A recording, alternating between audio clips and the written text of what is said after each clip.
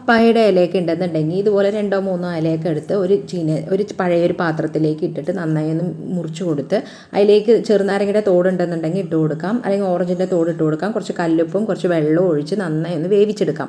വേവിച്ചെടുത്ത് നന്നായി ചൂടാറിയതിന് ശേഷം ആ ഒരു ചെറുനാരങ്ങയുടെ തോടും ആ പപ്പായയുടെ ഇലയും ഒന്ന് മിക്സിയുടെ ജാറിലിട്ട് കുറച്ച് വെള്ളം കൂടി ഒഴിച്ച് നന്നായി ഫൈൻ പേസ്റ്റായി അരച്ചിട്ട് ഈ വെള്ളത്തിൽ തന്നെ വേവിച്ച വെള്ളത്തിൽ തന്നെ ഇട്ടിട്ട് നന്നായി ഒന്ന് അരിച്ചെടുക്കാം.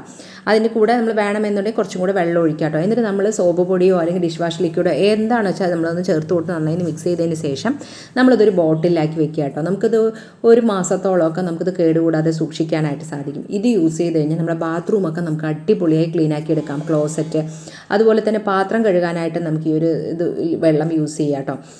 പിന്നെ സിങ്ക്, വാഷ് ബേസിൻ, വീടിനകം തുടയ്ക്കുമ്പോൾ ഒക്കെ നമ്മളിതാക്കി ഈ ഒരു വെള്ളം യൂസ് ചെയ്ത് കഴിഞ്ഞാൽ പല്ലി പാറ്റയുടെ ശല്യമൊന്നും നമുക്ക് ഉണ്ടാവില്ല കേട്ടോ.